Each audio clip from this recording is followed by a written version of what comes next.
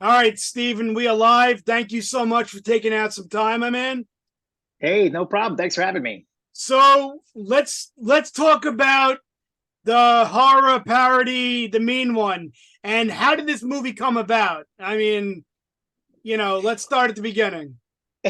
Well, I've always been a fan of the source material, and I used to be a teacher, maybe 10 or 12 years ago, and one thing that I always noticed was like kids' art is just like really creepy, right? Especially when they're drawing with crayon. They're like, "Here's me, here's mommy, here's the man that hides in my bedroom." Like it's weird. It's weird stuff, right? For kids' art, and I've always kind of felt that way, and I'm a big I love adapting things. I love taking things, kind of turning them on their side, and twisting and readapting, and modernizing and updating. And when you think of this giant green, Bigfoot like monster that lives in a mountain and is angry and hates people with teeth and red eyes, I mean that sounds like a horror movie to me. So I kind of had this idea. I was kicking it around for a couple of years, and then one like Christmas, the last Christmas, like not last Christmas, 2 Christmases ago, I had the idea to do like a just like a fake trailer. So we made like a concept reel. It was Sure. 3 minutes long. All the best jokes from the thing I just kind of crammed in, and we put this thing together. And it kind of made its ways around some of our producing groups, and they're like, "Oh, well, where's the movie?" I'm like, "We didn't make a movie. We just did this trailer." And then one thing led to another, and we wrote a script, and we got some people together. We ran around in the woods with my friends, and we went from like idea to movie in the span of maybe 8 months. And so we started shooting in May, and we were in announced the movie in October, in theaters in December. Wow, what a turnaround, man. That's incredible. It was wild. I have a whole bunch of grays that I didn't used to have, especially in here, because of the mean one. But it was a blast. I work with a lot of the same people all the time, and we never thought anybody was going to see this. We just kind of got together and had a fun idea, and then the internet had a different idea and kind of ran away with it. That's wild, man. I mean, I have to ask. I don't know if you could tell me, but like, how did you kind of get away with making this? I mean, it's like I know it's a parody, so it's like it Mm-hmm. has that going for it. But I Mm-hmm. mean, like, it's a fine line, right? I mean, to walk on with this.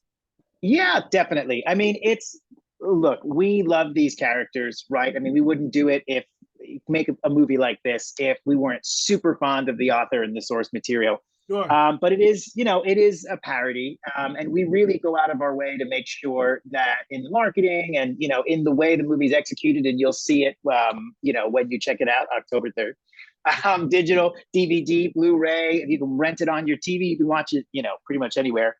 Um, the That we're not trying to trick people into thinking this is official. It's a parody. It's supposed to be funny. And we love these characters. We're not trying to like ruin or denigrate them or anything like that. So I mean, it's really just it was a labor of love, and we just keep trucking along and just want to make some people smile. That's amazing, man. So, how did you get David Howard Thornton involved in this film?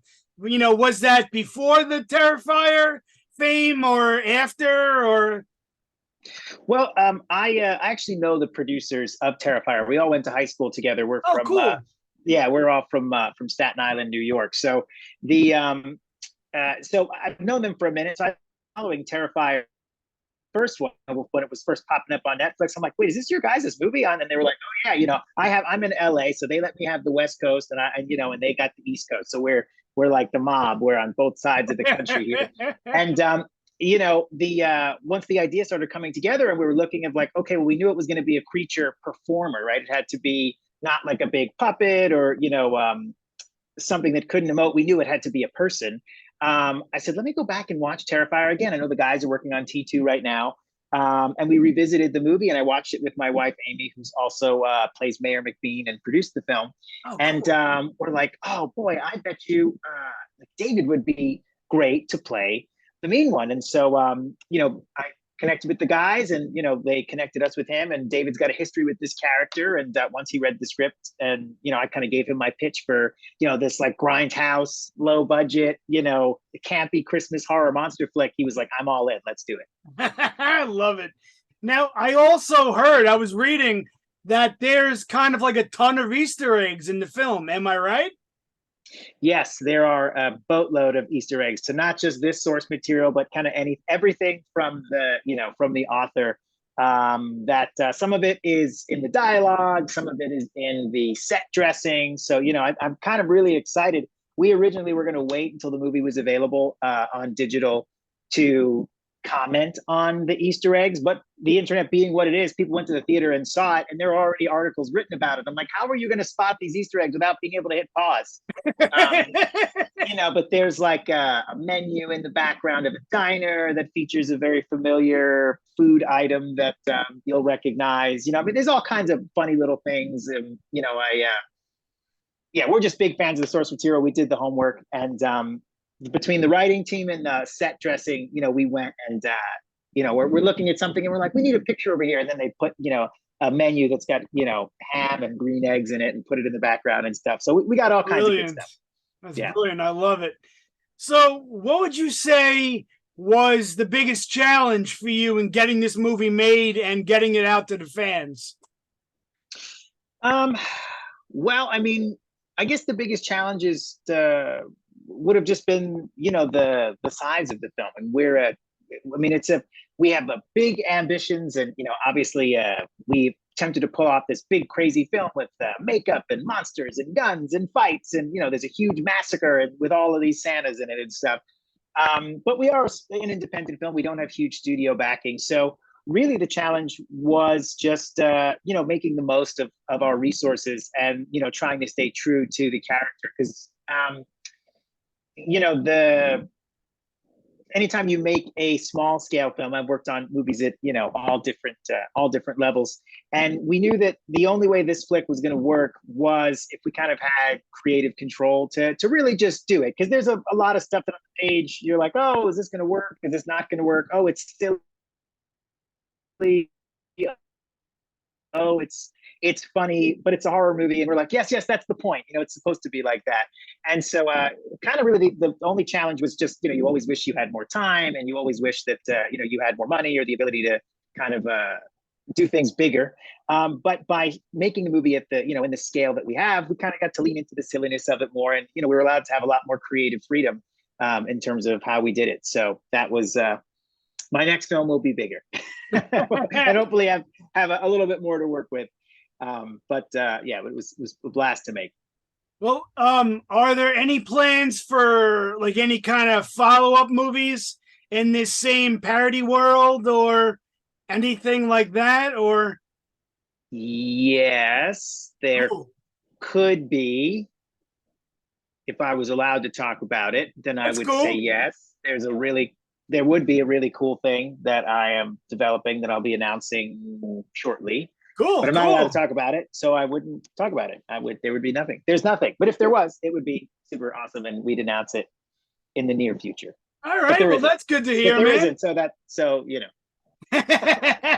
And how about you? Do you have any other projects in the cards that you want to talk about in coming up besides the main one?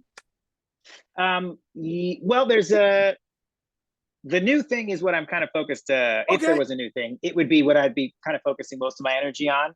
But if you want to see another movie that is in the same spirit of the main one, it's the same writers, a lot of the same cast. You can check out my zombie horror film noir movie. It's called Bury Me Twice. It's already out. It just came out a couple of months ago. Okay. And it's like a zombies and a film noir mystery about a washed up detective who's trying to find a reporter's missing sister.